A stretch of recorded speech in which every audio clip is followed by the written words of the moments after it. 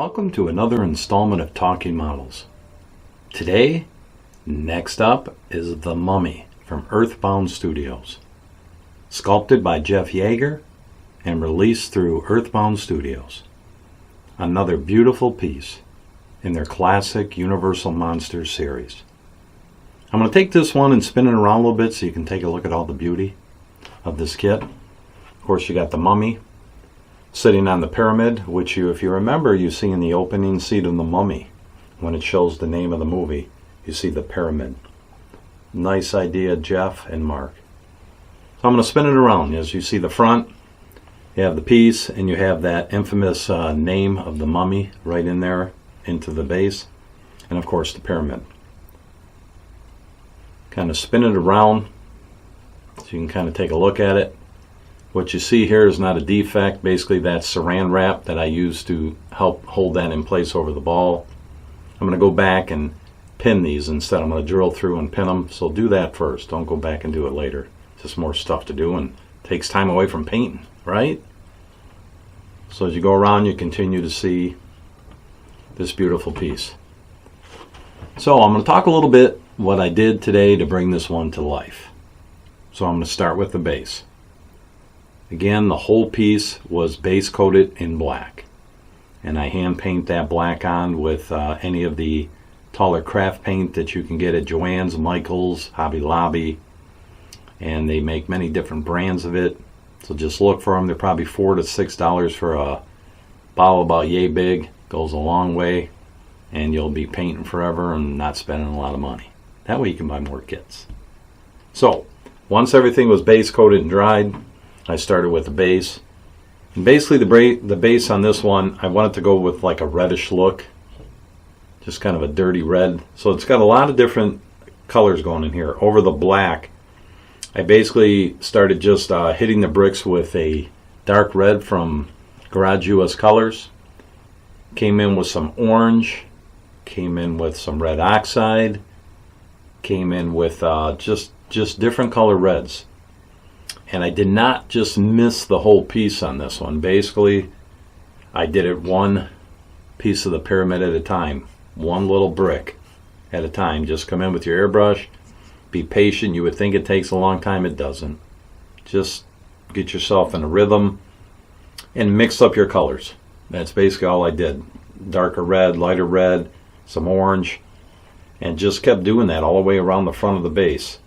I went a little bit heavier with some of the reds around the mummy, just so it kind of draws some attention and makes an impact to the name.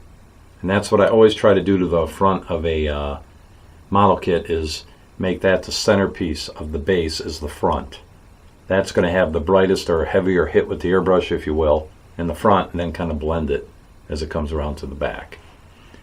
Now for the mummy name itself, basically what I did with that is I just came in with some yellow and airbrushed it on the lettering, on each little letter. Then I came in and just kind of softened it down just a little bit with like a transparent raw umber, or you could use a similar color just to kind of tone that yellow down so it's not screaming, just kind of bring it down. And then of course once you do a light misting of the transparent black. What? Yeah, transparent black over the lettering. It kind of tones it down once again. And then of course you're going to use that transparent black just to blow over the whole pyramid too, just to tie all your coloring together. And it really works, guys. Give it a try. And then once I did that, I just came back in and just kind of hit the center of all the letters a little bit heavier, just to give it that look that you see here. And that was all I did to the base. Pretty straightforward, pretty fast, and it's done. Then you get to the crescendo. You get to the mummy. Now for him, over the black, so much you can do with him. As you've watched and seen from my videos, and to those of you that know my painting style and my work, I always tend to go with a darker look, a darker style. And I did not disappoint. I did the same thing to the mummy. I've seen so many beautiful build-ups of this, usually lighter in color, and those are all beautiful kits. I just tend to go to that darker look with a lot of shading, shadowing, and that's, I guess, my style. So with that said, basically over the entire head of this one, it just basically started with like a tannish color. It was like, I believe in this one I used yellowish tan, another color you can get from Garage US Colors. And I just started misting the whole piece, the whole head area, not the hair, you know, the head, the ears.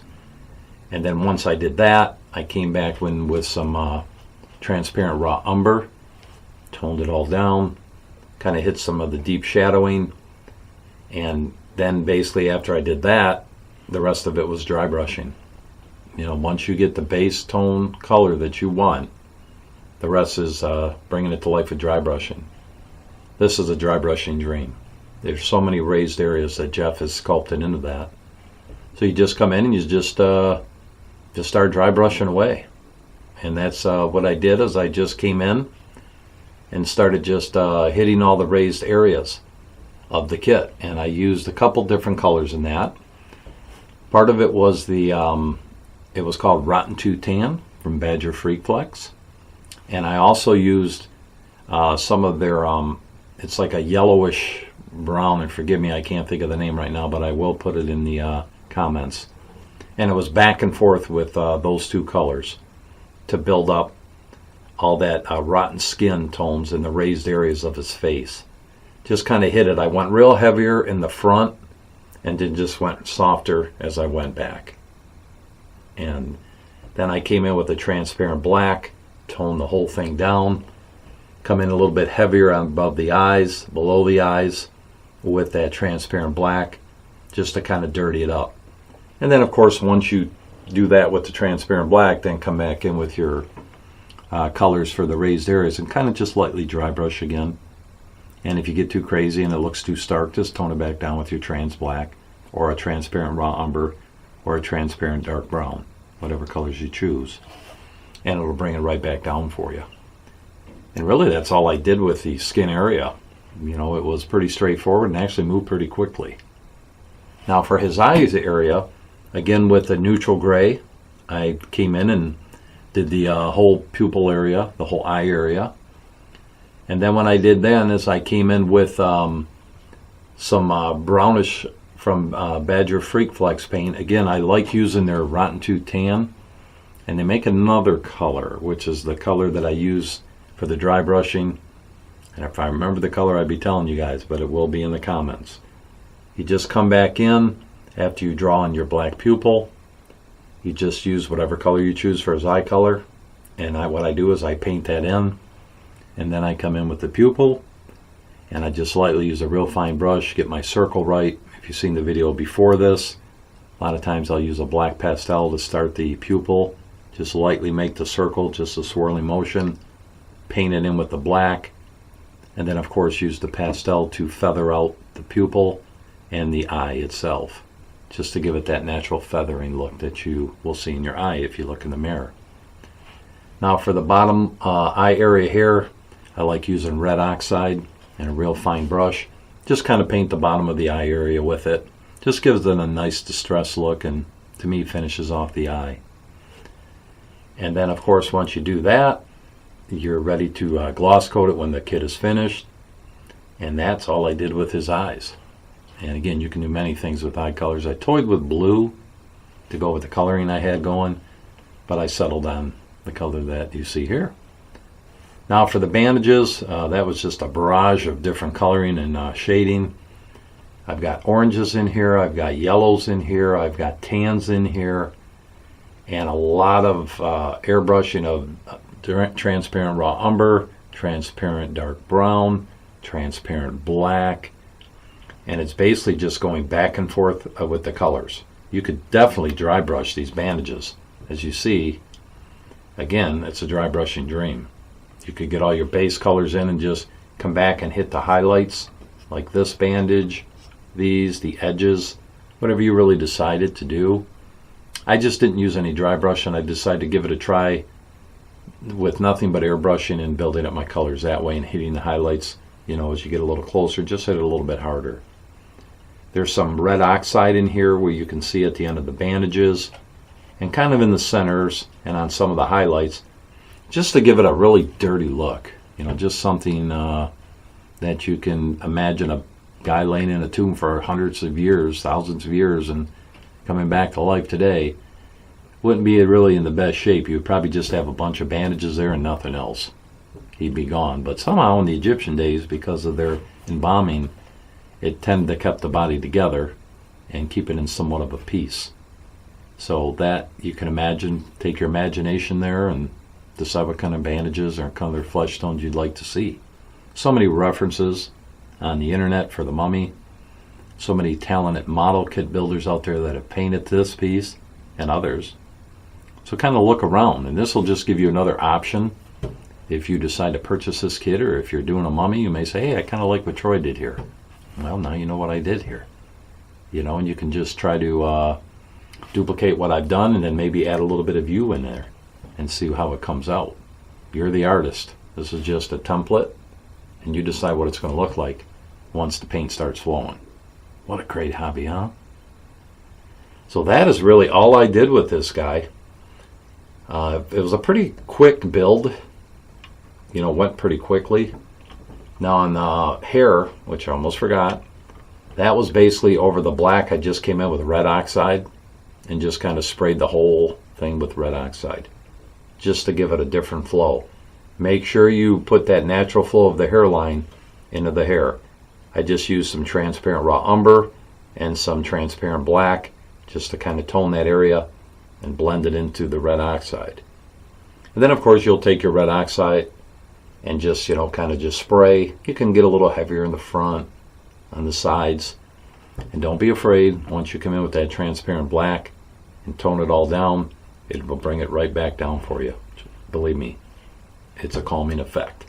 Everybody likes to have a calming effect, right? You know you do. And this calming effect for me in model kits is transparent black to tie things in. And it works with all colors, it really does. And that is the Mummy, sculpted by Jeff Yagher, released through Earthbound Studios. And it's a sight to behold, and it just looks great on the other side of my studio. In my big head collection, to see the Universal Monsters lined up, the B-movie big heads, and just so many different things. I have some of the newer ones that I still have to do, Fiend Without a Face, their new Vincent Price. I mean, so many different ones to do. But we're going to highlight the ones that I painted over the next ongoing series. So probably the next 4 segments, you'll see more of the big heads from Earthbound Studios and what I've done to bring them to life. So once again, I thank you so much for checking in on this channel, for subscribing to this channel. And all you've been hearing from me probably is, let's hit 100 subscribers. So let's hit 100 subscribers. Why not join in the family today and be one of my new subscribers? And join me on my journey through this YouTube channel and highlighting my collection, things I've done. Sprinkle in some reviews here of new kits when they come in. You know, if you're a producer and you're watching this and you want one of your kits reviewed here, send me a message. Let's see what we can do. We'll plug it here on this channel and get it out to everybody to watch it and hopefully order one of those kits from you. And just keep supplying the hobby that we all love. So again, I thank you so much for stopping in today to Talking Models with Troy Naird. And I pray that you have a great day today, and may God bless.